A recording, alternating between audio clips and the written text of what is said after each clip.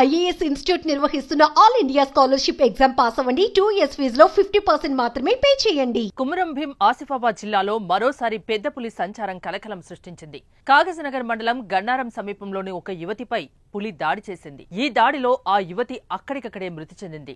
ఇక పులి దాడి చేయడంతో స్థానికులు తీవ్ర భయాందోళనకు గురవుతున్నారు. మృతురాలు మోర్లె లక్ష్మిగా గుర్తించారు. ఎప్పటిలాగానే పొలంలో పత్తి తీయడానికి లక్ష్మి ఉదయం వెళ్లింది.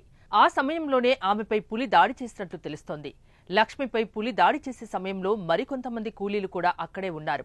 పులిని చూసిన వారు పెద్దగా కేకలు వేయడంతో వారి అరుపులకు పులి పక్కనే ఉన్న అటవీ ప్రాంతానికి పారిపోయింది.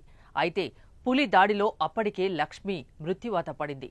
దీంతో ఆగ్రహం వ్యక్తం చేసిన లక్ష్మి కుటుంబ సభ్యులు, గ్రామస్తులు మృతదేహంతో కాగజ్నగర్ అటవీ కార్యాలయం ముందు ధర్నా చేపట్టారు.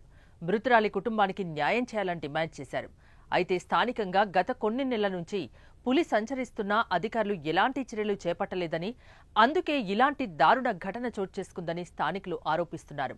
ఇప్పటికైనా పులి జాడల్ని గుర్తించి పులిని పట్టుకోవాలని, లేదంటే మరింత మంది ప్రాణాలు కోల్పోయే ప్రమాదం ఉందని గ్రామస్తులు కోరుతున్నారు. మరోవైపు నిర్మల్ జిల్లా ఖానాపూర్ ప్రాంతంలో పెద్ద పులి సంచారం స్థానికంగా కలకలం రేపుతోంది. పులి దాడి చేసే ప్రమాదం ఉందని ప్రజలు అప్రమత్తంగా ఉండాలని సోషల్ మీడియాలో ప్రచారం చేస్తున్నారు అటవీశాఖ అధికారులు. దీంతో ఆయా ప్రాంతాల ప్రజలు ఆందోళనకు గురవుతున్నారు. కాగా పులి రోడ్డు దాటుతూ కనిపించడంతో వాహనదారులు తమ సెల్ ఫోన్లతో పులిని ఫోటోలు తీశారు.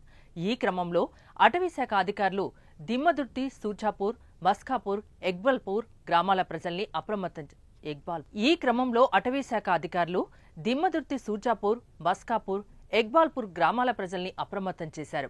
పెద్ద పులి సంచారం నేపథ్యంలో అడవిలో ఏర్పాటు చేసిన కెమెరాల్లో పులి సంచరిస్తున్న దృశ్యాల్ని రికార్డయ్యాయి.